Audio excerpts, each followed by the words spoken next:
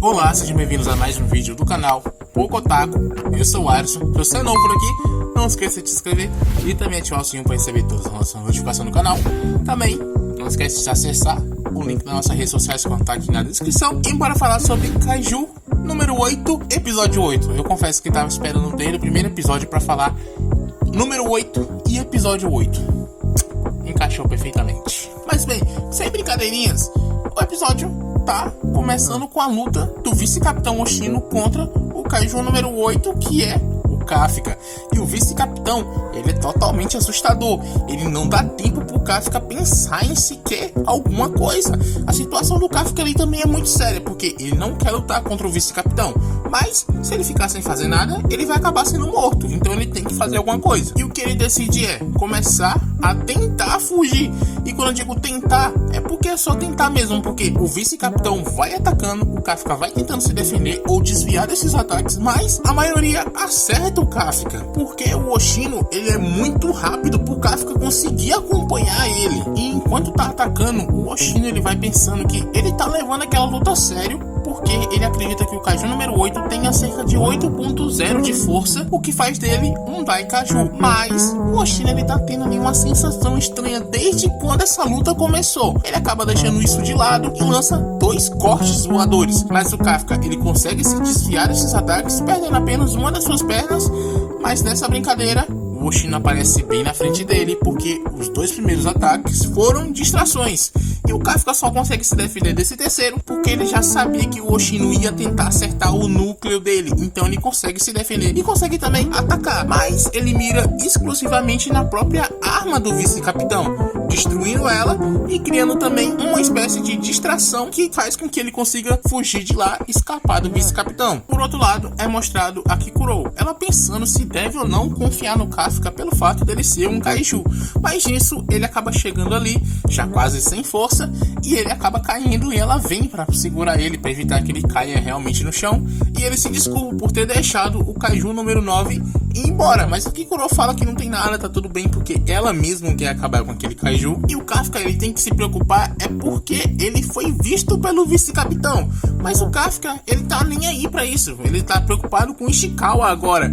A Kikuro fala que ele tá muito bem, que a força de defesa já começou o tratamento com ele e também com o Iharu. Então, tá tudo certo. E de volta pro vice-capitão Oshino, ele tá ali meio cabisbaixo e a capitã vem pra falar com ele, ali tentar levantar a moral do cara um pouquinho. O Oshino, ele fala pra capitã que ele acredita que o número 8 seja um Daikaiju e ele começa a pensar sobre a sensação estranha que ele tava sentindo, que era pelo fato de que o Kaiju número 8 nunca quis machucar um humano e até mesmo durante essa luta ele não quis acertar o vice-capitão. E no final, o único golpe que ele conseguiu desferir foi na arma dele, destruindo ela. Em nenhum momento ele tentou acertar o Oshino. Então, misturando isso com o fato de que a sensação que ele estava tendo era de lutar contra um humano e não contra um Kaiju, ele começa a desconfiar das coisas. Já no hospital, o Ishikawa, ele finalmente acorda e ele tá super feliz porque viu que o Kafka tá bem, ele ainda tá vivo, e o Kafka, ele tá feliz porque o Ishikawa também tá bem. Eu não sei se deu pra entender, mas tipo, os dois estão felizes porque um e o outro tá bem. Mas nisso, o Ishikawa acaba vacilando um pouquinho porque ele agradece o Kafka por ter salvado ele, mas quem salvou foi o Kaiju número 8 e o Iharu tá ali do lado escutando tudo. E bem, ele começa a desconfiar, ele fala, putz, quem salvou foi o número 8, porque tu tá agradecendo ao Kafka. Mas de um jeito ali meio que nada, tipo, nossa, loucura na minha cabeça, eu vacilei. Eles conseguem distrair o Iharu e também pelo fato de que o Iharu é burro pra caralho. Então, tá tudo certo, o segredo ainda tá mantido. Em outro dia, eles acabam organizando uma festa para comemorar a saída do hospital do Ishikawa e do Iharu. E também o sucesso que eles tiveram na primeira missão.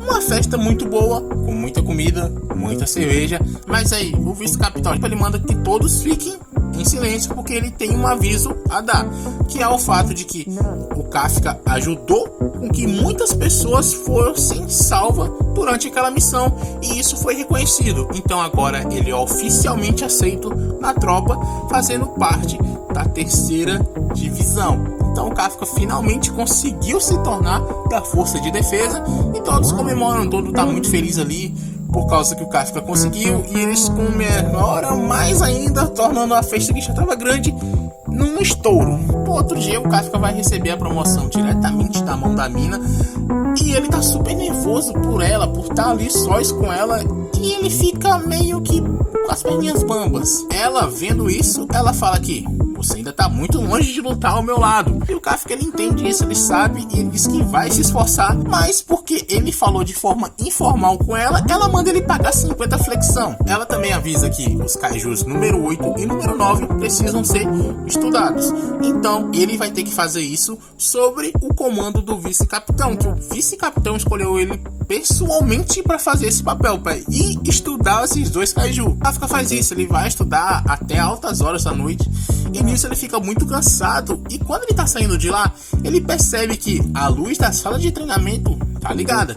Então ele vai lá pra ver o que tá acontecendo, se alguém deixou acesa, e quando ele chega lá, o vice-capitão, ele tá treinando, mas não é qualquer treinamento. Ele tá simulando a luta que ele teve contra o kaiju número 8. O Kafka fica assustado com aquilo, porque ele tá muito melhor do que antes. Agora ele tava levando a sério. Nisso, o Kafka cai no chão, o que acaba chamando a atenção do vice-capitão. E ele explica que tava ali criando estratégias para poder lutar contra o kaiju número 8. Ele quer resolver isso sozinho na próxima vez que ele encontrar com esse kaiju. E é claro que o Kafka fica se tremendo de medo. Mas mesmo assim, ele também fica com uma admiração ao vice-capitão. Ele fala assim, putz, esse cara é incrível pra caramba. Então, ele fala que vai dar tudo de si para fazer com que essa missão é boa. Isso o Oshino fala que não espera nada dele, porque ele só tem 1 de poder, mas ele ainda tem 1% de chance das coisas darem certo para ele. Então, meio que o Kafka tá jogado à sorte. E o final desse episódio é mostrado um novo kaiju humanoide controlando vários outros kaijus. Oh my god. Na moral, é uma pedrada atrás da outra. Pô, kaiju número 8 tá muito massa, muito bom mesmo.